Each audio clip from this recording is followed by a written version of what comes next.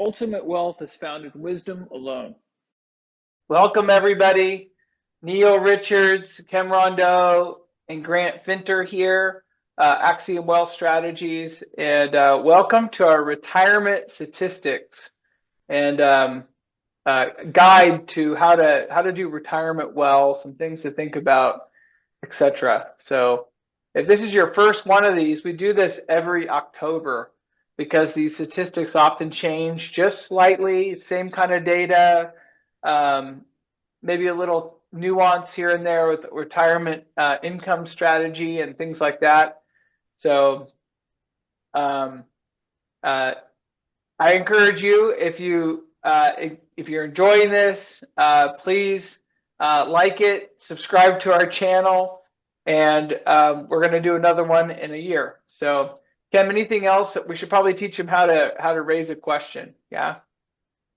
At the bottom of your screen, there's a question and answer. You can just go ahead and click on that, write your question, and I'll flag Neil down. Sometimes he's at him. You can also raise your hand. Sometimes we see it. Sometimes it's hard to turn off, just so you know. But question and answers, I see the fastest. Go ahead and do that. You can also like us on Google. Yeah, that'd be great.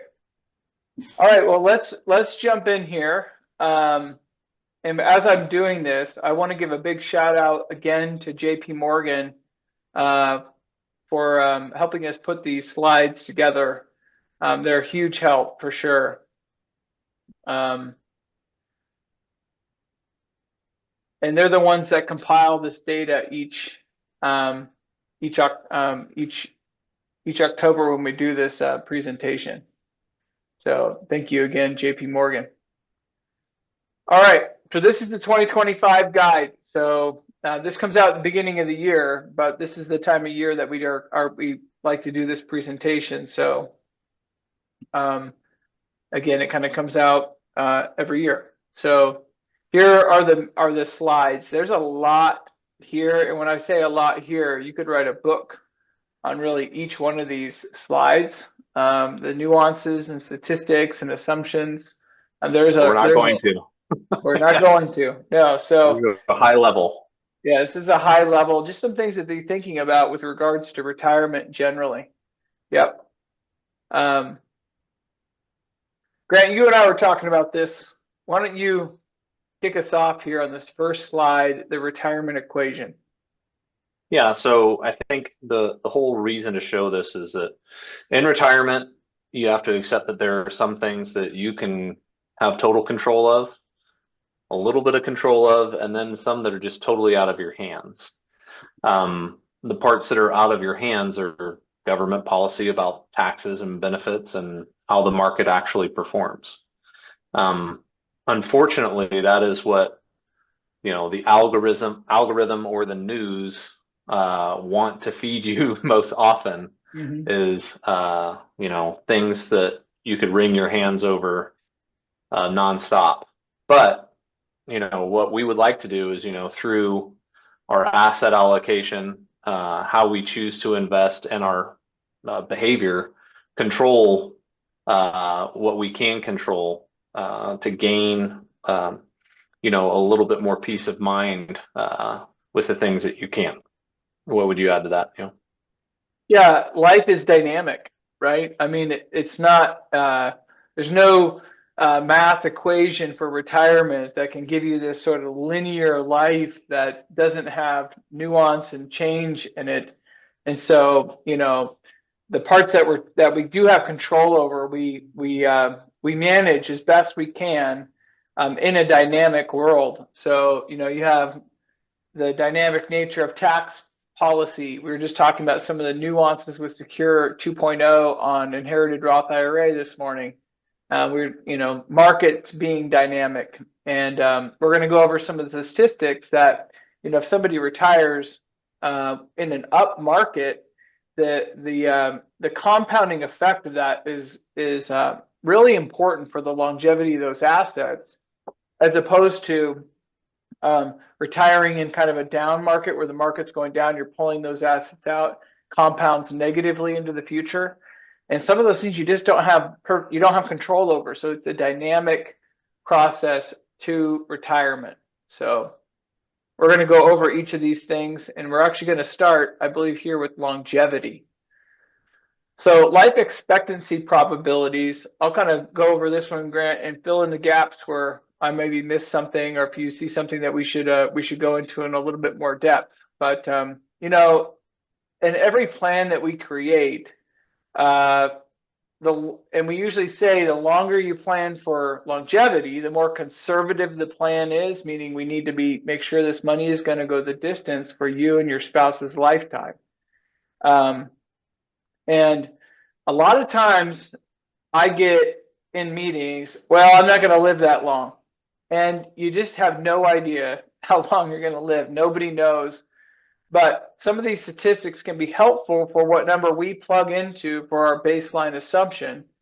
The one that I like to point out here is that, and let's just go over this slide real quick. So this is life, expectancy. If you're 65, so currently 65. So there's been some people up to 65 that haven't made it. So this is if you are 65, you're married, in some cases in good health, what does life expectancy look like?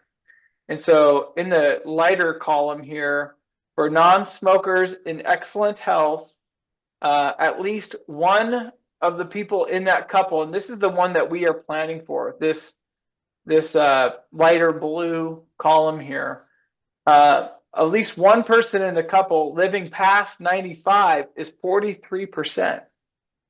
So, and those numbers are increasing with the way healthcare is going these days. Yep, that's right. Longevity is increasing. There's something like 600,000 centenarians.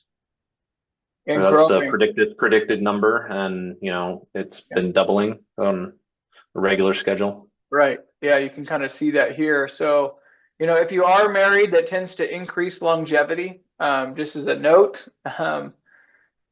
So most of the clients that we're working with that are, married, 65, and trying to make sure that money's going to go the distance. Not everybody is. So if you're single, women tend to live longer as well than the men by a good percentage.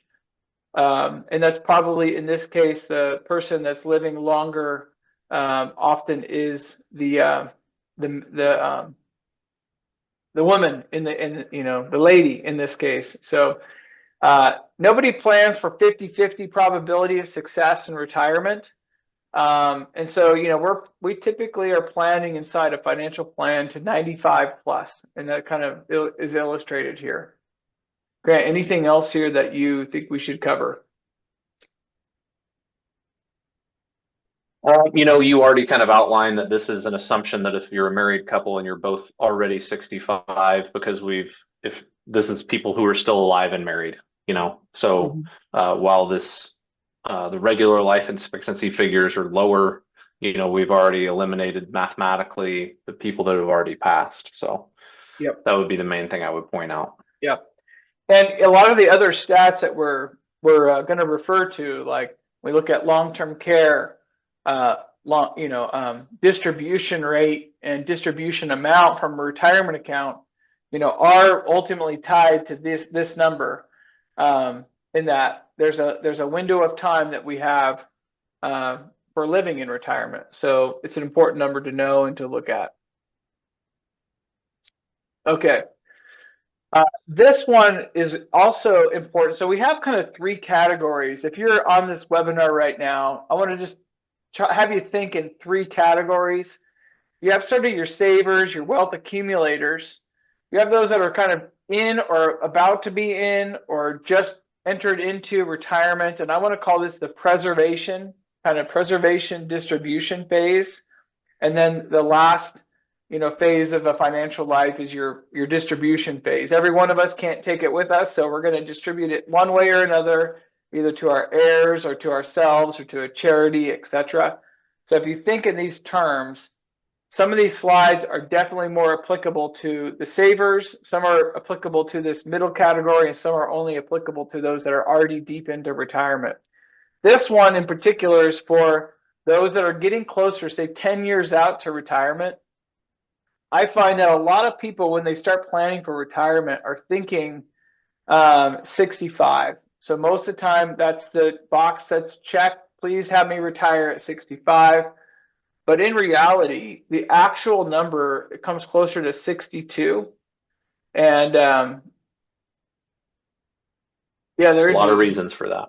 Yeah, a lot of reasons for that, and those kind of are illustrated here. So it could be, changes at the company from a downsize, health problems with disability, caring for a spouse or a family member is super common. It's not something that people always think about, but super common. Another work-related reason, outdated skills is, and sometimes it's just that they could afford to do so. They decided to retire earlier. But health-related expenses, tend to be something that pushes people into retirement as opposed to pulls them into retirement. So it's easy to think, I'm going to work till I'm 70 or I'm going to work till I'm 75, but very commonly there's some other thing that comes up either in personal life or in work life that kind of accelerates that move a little earlier. So it's something to, if you're in this wealth accumulation phase or you're in that 10 years out to retirement, to give some consideration to taking action today towards saving and not just expecting to work a little longer, because you may not be able to, or you may not want to. If you consider, say, a spouse getting sick, you definitely want to be taking care of them. So anything else here that I missed, Grant? Yeah, one of the other things that is probably encompassed within the changes at company or downsizing is that oftentimes more senior employees are the ones that get laid off earlier because they cost more. And that is something that people can notice later on in their career. Good point. Yep, that's true too. Yeah, so if you are in the C-suite or in the executive part of a company, definitely you tend to be more likely to be let go. So something, in this first Senior category. management. Right. Yep. All right. So this is kind of the flip side of that. So we just looked at those that are kind of forced into retirement earlier. Now we're going to look at those that are actually working longer in what should be retirement. Older Americans in the workforce. So this shows in 2003, 2013, 2023, and then estimated in 2033 what percentage of Americans that are 65 plus. So this is that most people are planning for retirement at 65, but from the 65 to 74 and then 75 plus, what percentage of them are continuing to work? So you can see this was in 2023, 27% of the workforce, or I believe this is 27% of those 65 to 74 are continuing to work. And then 75 plus, it's at 8, and that's expected to continue to grow. And then reasons for that, it can be quite varying. There can be sort of the needs based. We all know that, everybody says do it earlier, get started when you're in your 20s and your 30s, but it's hard to do when you're in your 20s and 30s.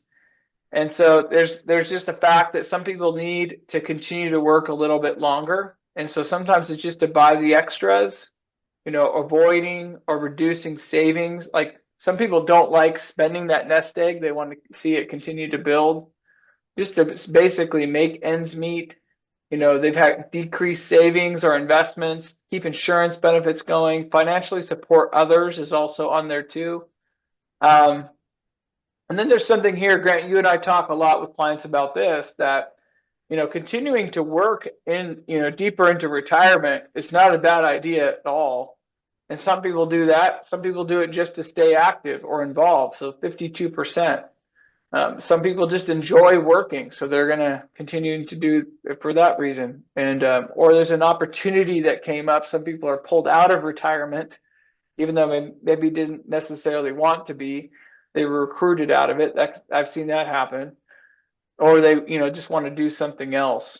So it's not such a bad thing to work into retirement. We call this in some cases, the dimmer switch retirement rather than the light Yeah. switch retirement. Yeah. Taking it slow. Yeah, taking it Easing slow. easing yourself into retirement so that you it's not such an abrupt change, and it can kind of give people the opportunity to slowly change their lifestyle and decide whether or not that full-on retirement is best for them. Yeah, that's right. Yep. So, gist of this, it's not uncommon to continue to work deep into your 60s and even your early 70s. There's other factors that play into that too, but not uncommon at all. And it can be even a healthy thing to do. So, partially retired household profile. This kind of breaks down as, of what percentage of households are kind of in that partially retired state. Super common. Yep, super common. Fostering well-being in retirement. Now, we kind of frame this particular webinar, how to retire well. And there's a lot of data, a lot of really good data on this that I think is it really important for people to have a plan, what to do when they're in retirement. Grant, you and I talk a lot about this, but it can be a shock for some people that if their only goal is to get to retirement and they get there, it's, well, what do I do now? Like, what am I going to, now what? Yeah. And that's not everybody. So we talked about a couple slides ago, some people are taking care of a family member. That's totally normal and it's super common. And that's, your purpose is in some ways is kind of handed to you, but some people don't quite have that. So, having a purpose, being involved with things, having a structure to your time, having a structure to your social relationships and your health, is really important. Yep. Very much so. You brought about the socializing thing, and I think for men, the statistics would suggest that they don't prioritize that enough, and when they leave work, that's the part that they're missing because that's their main area of socialization or where they had a lot of friends was inside the workplace. So that's kind of why we're pushing that over this bottom part of the screen, because it's very important to stay engaged for mental health. In the order of hierarchy, this is not a part of this slide, but if you were to try to rank these things, like what's the most important towards happiness in retirement, they've done these studies on what are the things that really move the needle for happiness in retirement. And the number one thing is health. So taking care of your own health kind of becomes your job to some extent. So you take care of yourself, eat well, be active.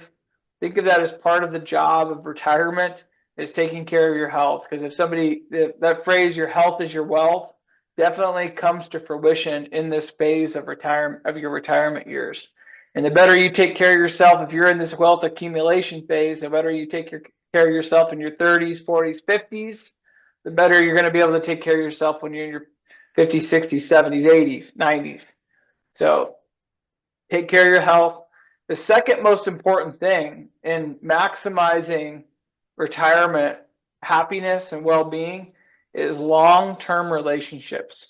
So that can be a pretty broad category. It could be old workmates, old friends from high school, college, people that you enjoy spending time with. Family is definitely in there as well. Your church organization. There's been studies on that, on the importance of, giving your life to your friends, to family, spending time there. Those two things, health and long-term social relationships, definitely help maximize happiness in retirement for sure. The third is money. So it's down there a little bit.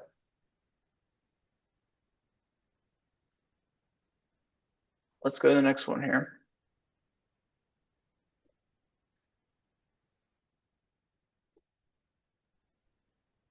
So this is an interesting slide in that a lot of times when people think of what they're going to need in retirement, they think it's going to be something that's closer to their current wage. But what this slide is trying to show is that your income replacement needs vary by your household income. So if you're a high income, typically you need less income when you're actually in retirement. There's a number of different reasons for that. You're not saving for retirement. You don't have the FICA tax anymore on your distributions. You're just not in as high of bracket, generally speaking, when you're in retirement.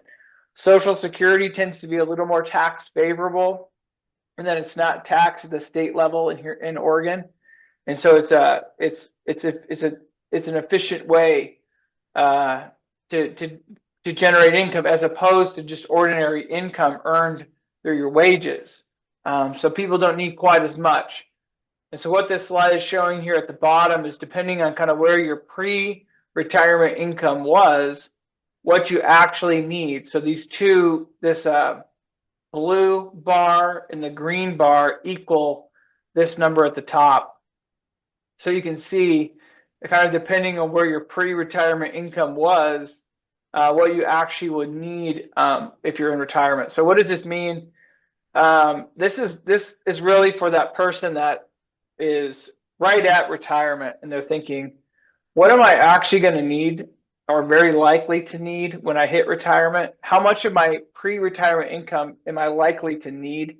Now, these are all averages and statistics. Some people need a little bit more. Life is dynamic. You could have a big health, need and be spending a lot more earlier on. But on average, this says that, example, if you earned $100,000 of pre-retirement income, you're going to need about 76% of that when it comes to actual retirement time. And as your income grows, so if you're up in the 300,000 range, you really only need about 55% of that pre-retirement income. Anything there, Grant, that I missed or we should go into? No, I think you described it really well, where, in the lower levels of income, that Social Security supplement is going to be a huge fill-in, but you weren't paying as much in taxes as part of the equation compared to people in the higher tax bracket. So that's part of the reason why the change in expenditures exists. Yeah. After you get about here at 150, 175, Social Security maxes out. And so this also means that as your income grows, your need to save your income also grows. So you've got to save. If you're in that wealth accumulation saving phase, Social Security is not going to make up nearly the amount of income that it may be for other folks. So you got to save some money for sure. So this is just different retirement savings checkpoints. So depending on somebody's age and their household income, what sort of savings that they should try to target, and these are in thousands. So I'm not going to spend a lot of time on this, but because it's different for everybody. Some people have, hit their stride when they're in their 40s. Some people are making good income, right out of college. So we typically plan for 15% of income saved, and we'll show you here a slide in just a second on how these statistics play out. Because just going back here, this is 30,000 of income to 90,000 of income, and then 100,000 to 300,000, kind of where they should be and where they should be saved at. These slides here are all related to this. This is what people want to know. What percentage of my pre-retirement income am I going to need? And this shows the account value that somebody would need then in relation to that.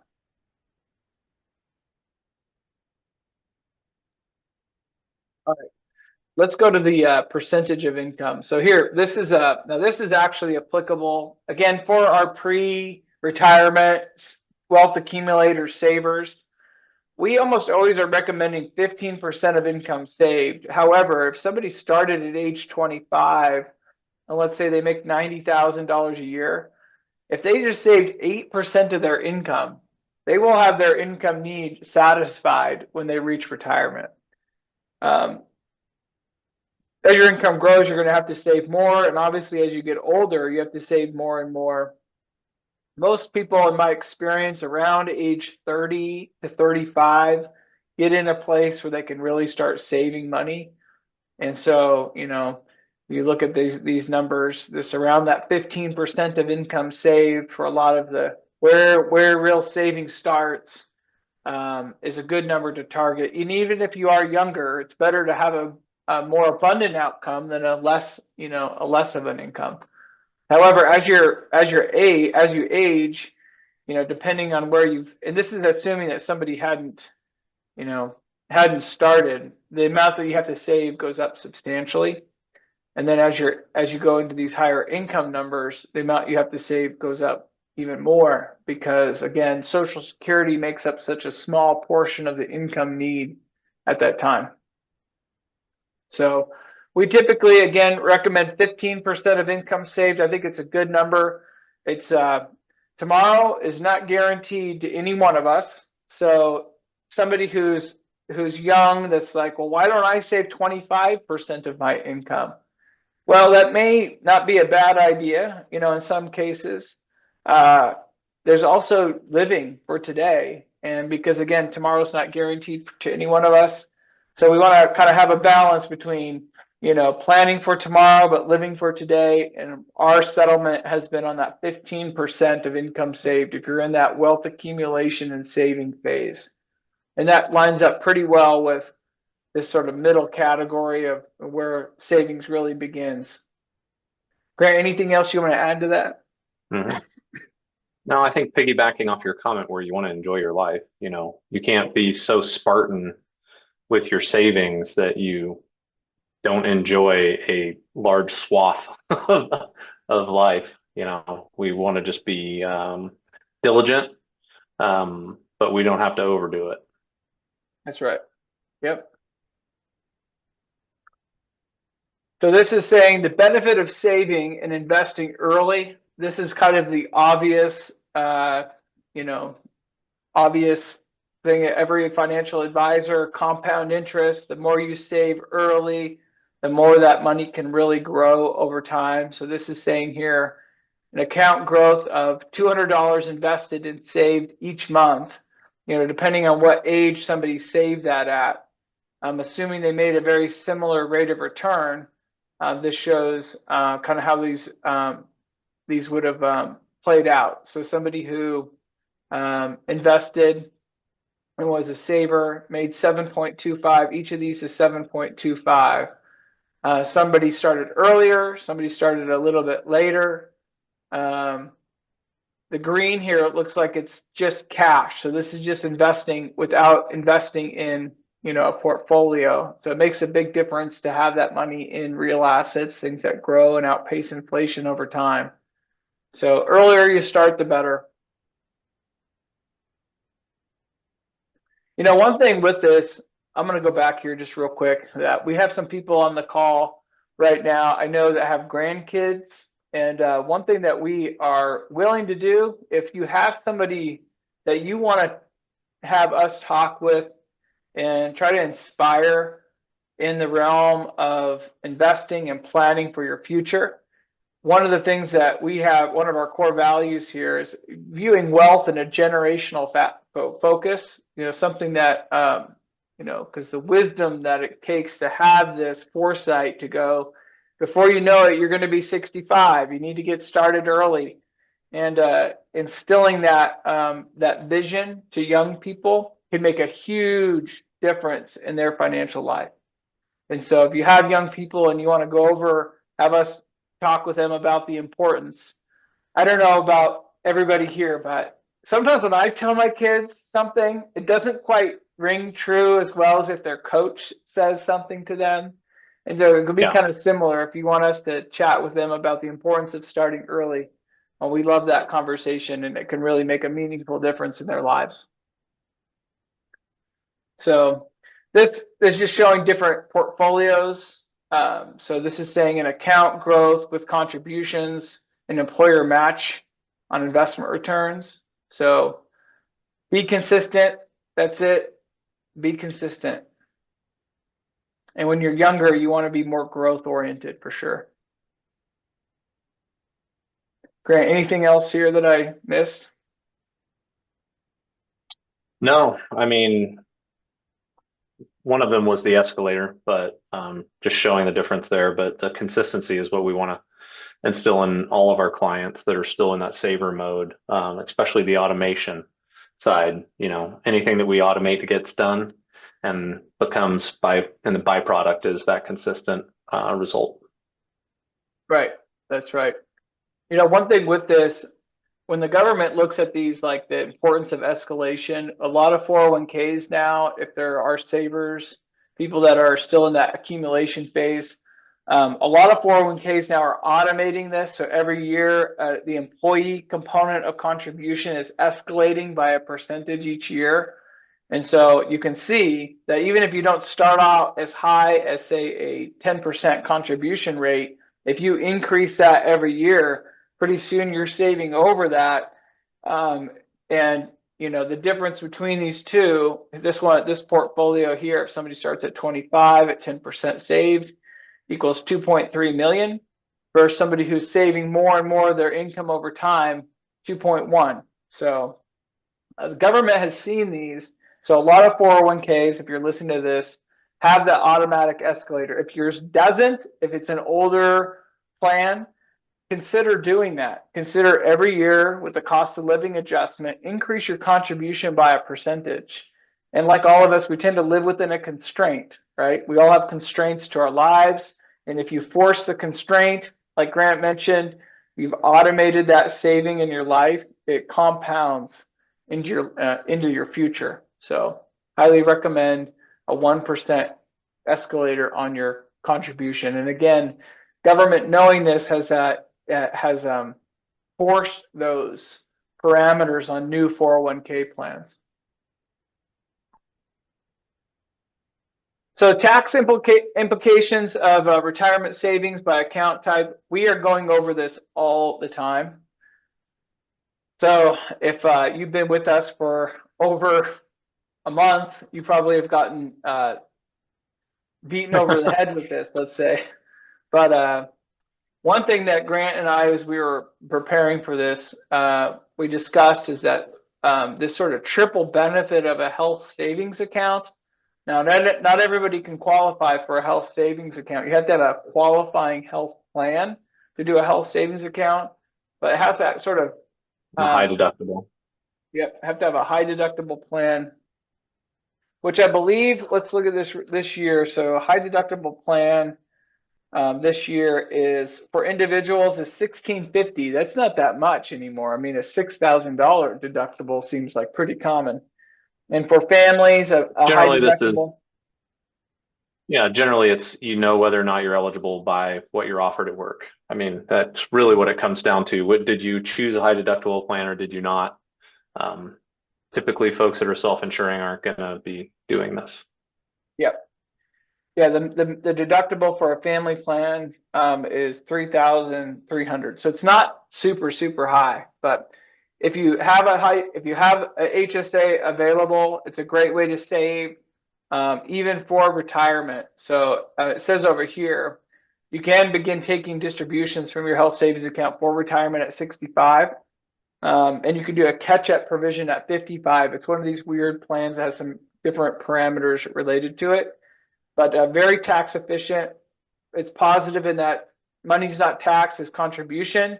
Investments grow tax deferred. And for the purposes of health expenses, it's also tax-free. So great option there. But we're going over these things with folks all the time. Roth conversion, Roth IRA, Roth 401k, how to get money into these different buckets. So, yeah. This is just an illustration of what we just looked at on how different money is taxed. Super common that we would have clients in different account types. They might have a beneficiary IRA, Roth IRA, 401k. So each of these different account types is taxed a little bit differently. That Roth bucket is such a good place to have money. So we try to get money in there as soon as possible. And many people here have probably heard me say that I've never had anybody like complain about having too much money in that Roth bucket because it's tax-free. Grows tax-free for retirement or for your beneficiaries. I think of this slide as just like a let's take inventory. And we do this with our clients all the time when we're using our planning tools. But with all these different types of accounts, we may want to use them at different times, like you're saying, or try to get more money from one end to the other with the Roth conversion, things of that nature. But within this inventory, we have all our different types, and we just want to judge on a case by case basis how we want to best be efficient with monies coming out of them. Yeah. A while ago, Vanguard did a study, and we still keep track of this study. So if anybody ever wants it, I could show it to you. But it's the value of advice and where an advisor really can add value to a client. And one of the things that the biggest section, they called it behavioral modification. And one of those behavioral modifications can be who, and which account do you take from first in this life event or that life event, and that can make a big difference to somebody's overall plan. And so one of the things that should stand out if you're kind of staring at this chart while we're talking is that your Roth IRA distributions don't count towards your Medicare surcharge. So if you guys have met with us and gone over the tax planning, $212,000 now is that Medicare premium surcharge. And so there can be cases where you're taking out of a traditional IRA, maybe you did a Roth conversion, or you sold your home that year and you have a larger income that's showing up on that Medicare premium amount. Well, maybe that year you take from your Roth IRA a little bit or in portion or a lot of it so that it doesn't increase your Medicare premiums down the road. And so there can be these little nuances on where to take income from to maximize your financial life, particularly around taxes and the Medicare premium surcharge. Yeah. All right. This is the illustration. I'm looking at the people that we have on this call, and we have a lot of people that are kind of at or in retirement. And this is a slide that we go over with people, a lot of folks that are not quite in retirement, like in this phase, like the 40 to 65, where they're kind of in their peak earning years. It can make a lot of sense to get a pre-tax contribution made to that retirement plan. And then when they've actually retired and their incomes come way down, to do a conversion on that. And so this is just an easy illustration to kind of show the value of doing that, where you get a deduction at a higher bracket, and then you do your conversion at a much lower bracket. Before your RMDs or required minimum distributions begin to kick in. And for a lot of people on this call, that's going to be age 73. And then for some of you, it's going to be age 75, since they've extended that out for some of the younger folks. So mostly this is around what type of contribution to make prior to retirement. Anything I missed on that, Grant? No, I mean, I think of it like a tax rate swap, what you were touching on. For a lot of folks, especially in some of the 401k plans that we help clients out with, and the younger ones, we're telling them, hey, get as much Roth in there as you can, because they aren't in a really high tax bracket at the beginning of their career.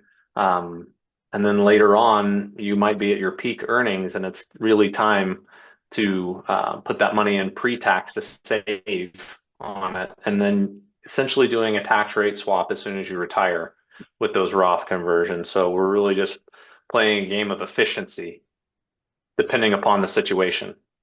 Yep, that's exactly right. Yep. This is a great slide for those that have kids that are saving too, to kind of go over with them. If they're just getting started and they're in a low income bracket, like what better way? Get that money in the Roth bucket, let it grow tax free. If they're in the higher income years, it may not always make sense to do Roth because that deduction is so large as a percentage of income, and soon enough they're going to be in retirement, and they might be in a lower bracket. We already talked about this, prioritizing long-term retirement savings. This is I sometimes call this the order of operations. It's a little bit different for each person that's saving. It's not always like this, but there is some truth to starting an emergency fund is number one. You know, doing some of your defined contributions that get matched, paying off debt should be before this. And Grant, I'd flip.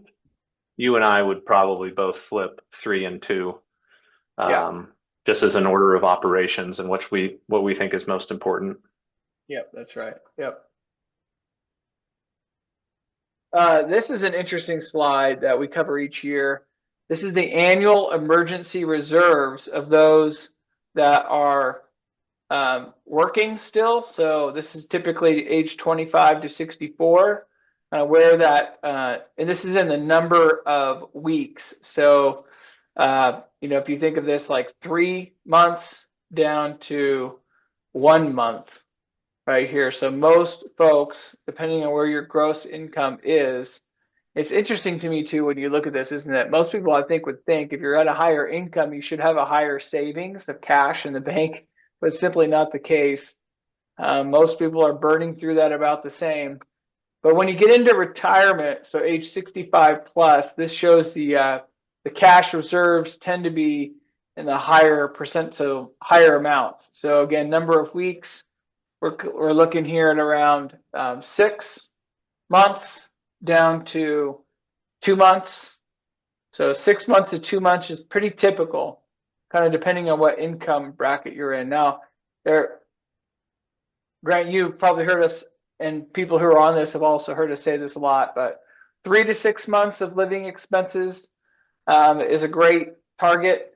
If somebody has over a year's worth of income saved away, we definitely are putting a lot more pressure on them to put that to work somehow. It could be a little higher yield, balanced portfolio. Opportunity cost. Once you exceed, you know, a year's worth of expenses, what are you losing out by that money being in cash or a cash-like investment?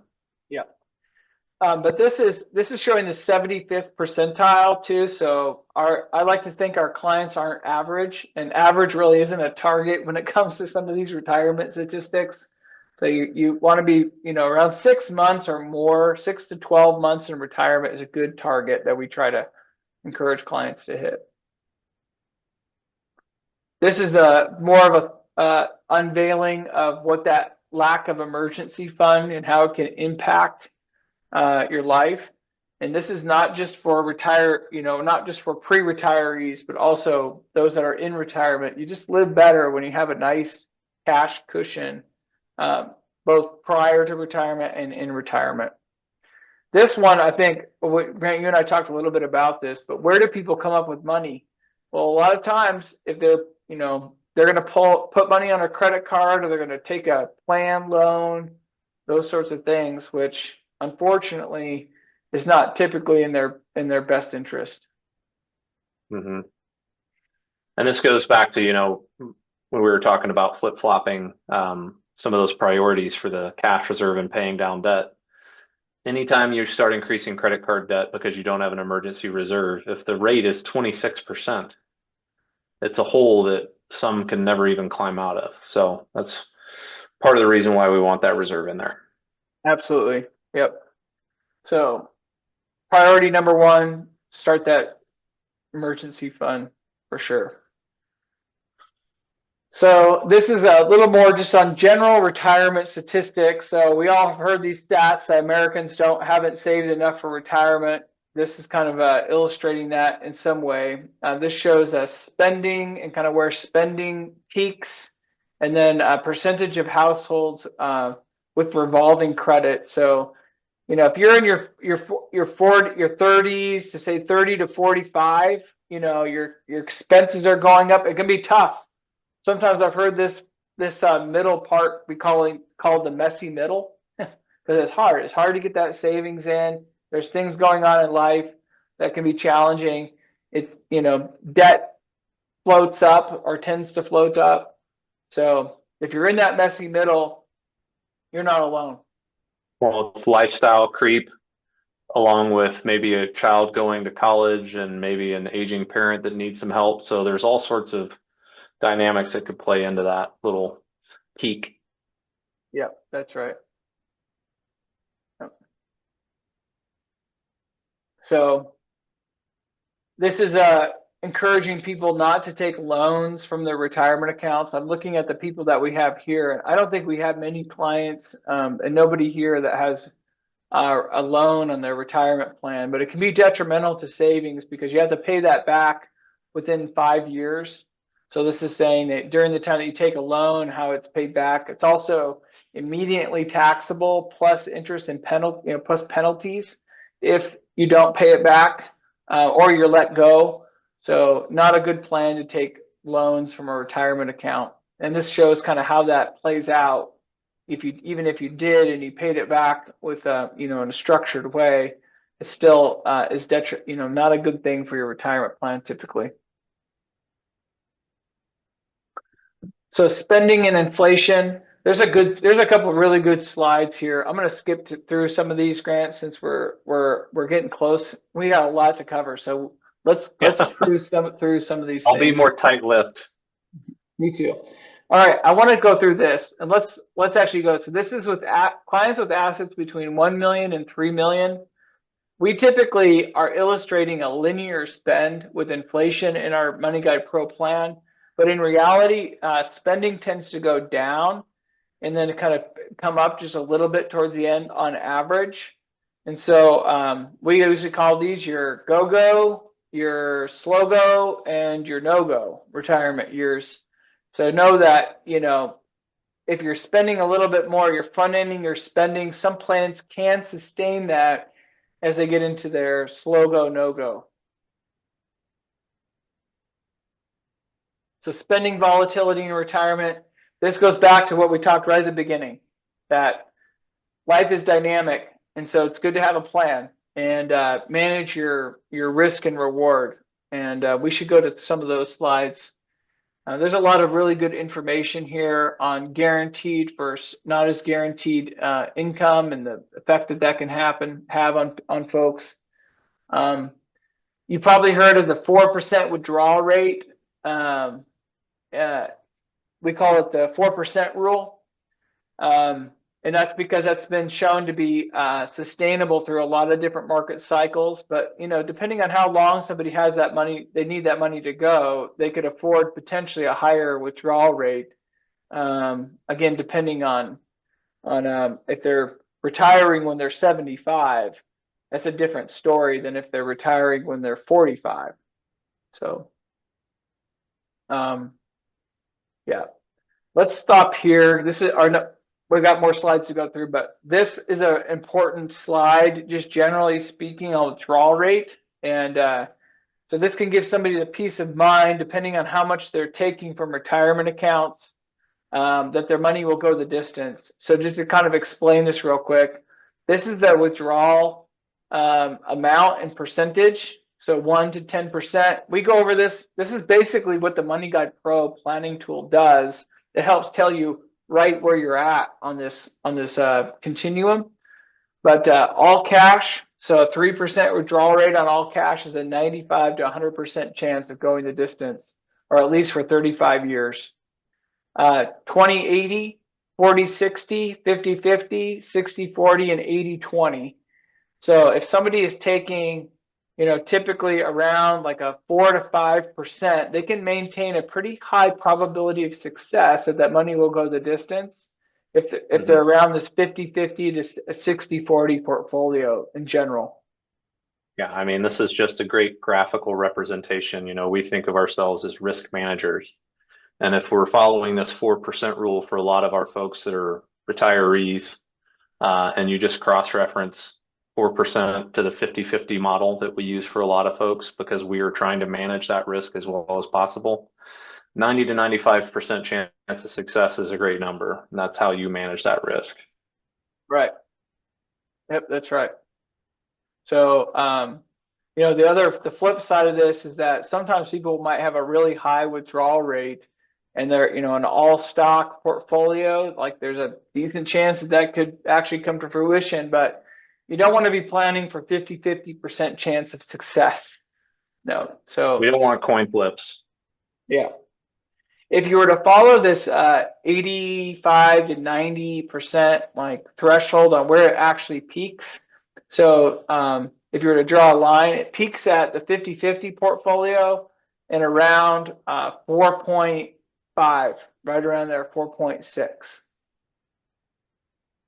So the 4% rule just isn't perfectly accurate in all scenarios, and depending on how long you need money to go. We talked about this briefly in the beginning of this, that if you have some good investment returns at the beginning, so what this illustrates down below here is that this top and this bottom are just flipped and reversed. So they're flipped and then reversed around. So both equal a 5% average withdrawal rate, but your sequence of returns makes a big difference.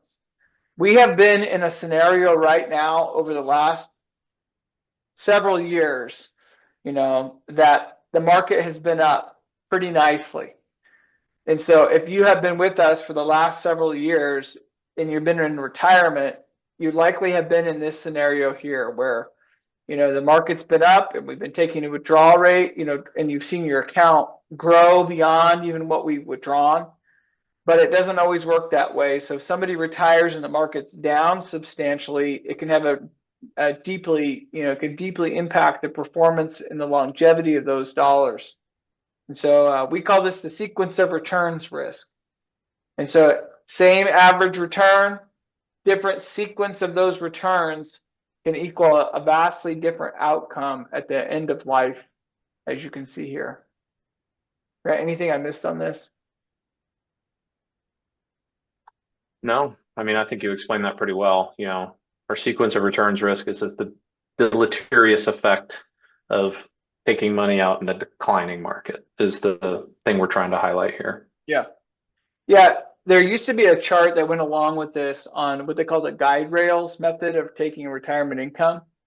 And the guide rails method is where if the market's up substantially, you can potentially afford to take more income out. If it's down substantially, you really can't. So you got to kind of manage that as well as you can.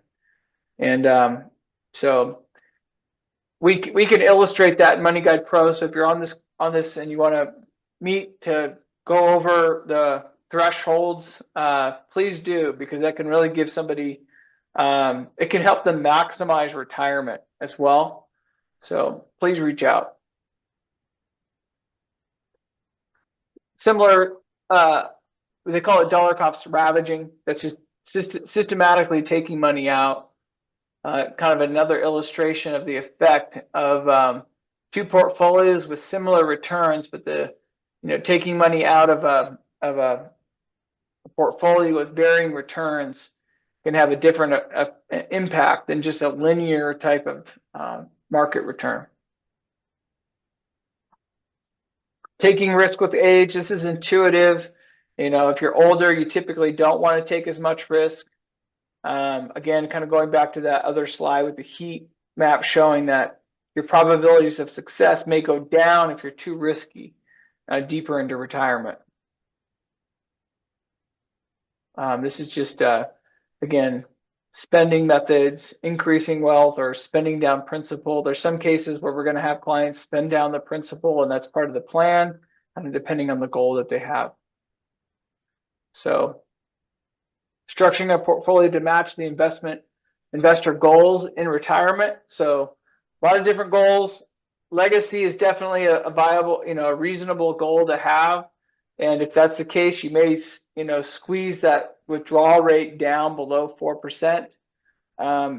You might make it 2 or 3% rather than try to maximizing it at 5 or 6. So it just depends on what somebody's goal is. And you could also view that top legacy as like a Roth account, for example, where you might be taking more risk inside that, more growth oriented, because it's the last thing that you're really going to be touching. Yep, that's right. Yep. And then you may have some base forms of income, Social Security, pension, etc., rental income in some cases. We only have a few minutes left here, and gosh, there's so much good stuff to go through. I kind of want to jump down to the long-term care discussion, because that one is always, I think it really affects a lot of people. And I'm looking at the folks on our meeting right now, and I think that would be a important one for them to look at. Should we touch on this one real quick? The Social Security.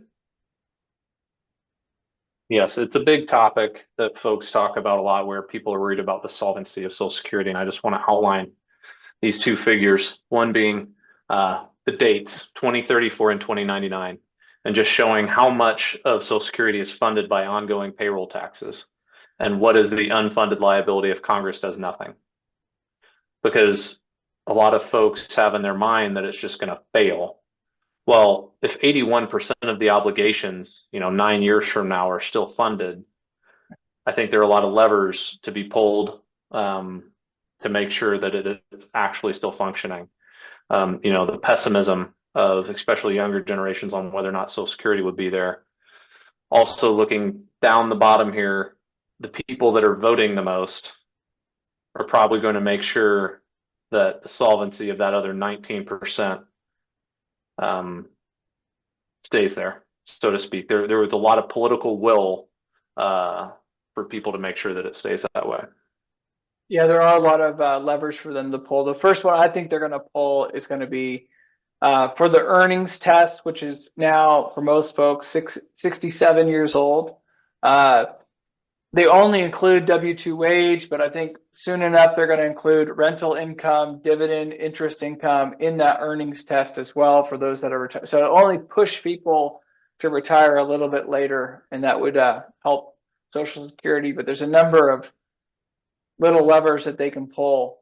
But I don't believe it's going to go away. There's just too many people that are completely reliant on the Social Security system. And as Grant mentioned, those are the voters.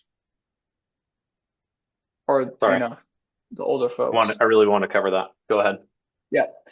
Gosh, there's a lot that we can go into here. Medicare. And maybe that, I will say this for the people that are on this, your Medicare enrollment, making adjustments to your plan, I think just started.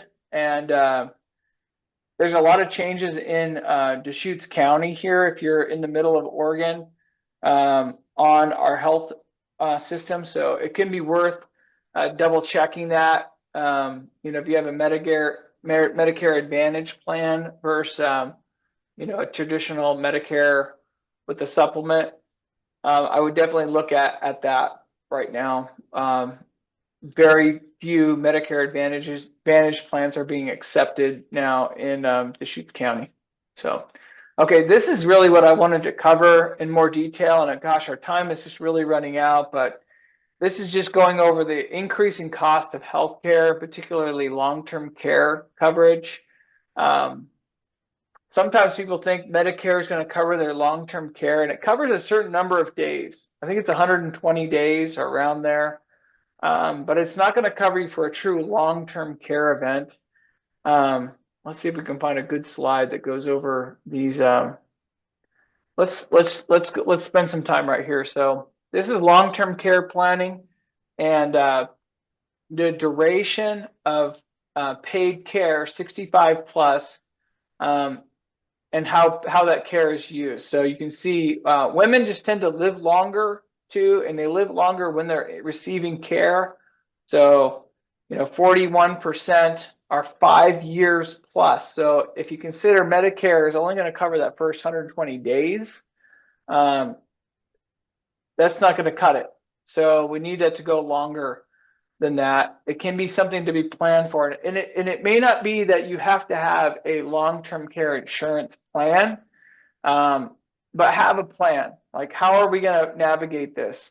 For a lot of the clients that we have a Money Guy Pro plan for, we often don't include their personal residence. And and that kind of can be that backstop. We could illustrate how that would affect their long-term care scenario. But these are the statistics. So if you look at how long a long-term care scenario lasts, on average, it's around 3 years.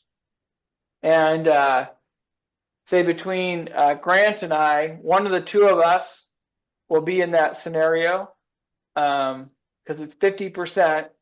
We'll have an average long-term care event for 3 years.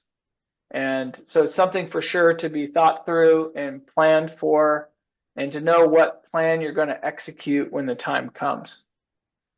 So, yeah, anything else that I know there's a lot that we could go into there, guys, but we're already at 6 o'clock. Yeah. Yeah, our planning tool can detail out your specific location and what that long-term care cost is. It's not just nursing home care. Everybody thinks that home care, assisted living, acute care, nursing home, hospice, it's the whole range. But that's something that maybe it's because my clients are getting older. I feel like it's something that's a conversation I'm wanting to have more and more with folks, for them and for their parents. So, Kim, do we have any questions since we're kind of at time here? No questions. Everybody's very quiet today. You have them hypnotized. Well, if anything we covered here, we jumped over a lot of things. If anything we brought up, thought you had this thought, you know, I should talk to Neil about that. Or maybe we're close to that Medicare premium threshold, and maybe this would be the year we take a little bit of income from Roth, or maybe it's time to do that Roth conversion and get that money in that bracket, you know, secure that lower bracket. Let us know. Maybe it's a long-term care discussion. If there's anything here that you guys want to go in more depth on, please let us know. Thanks, everyone.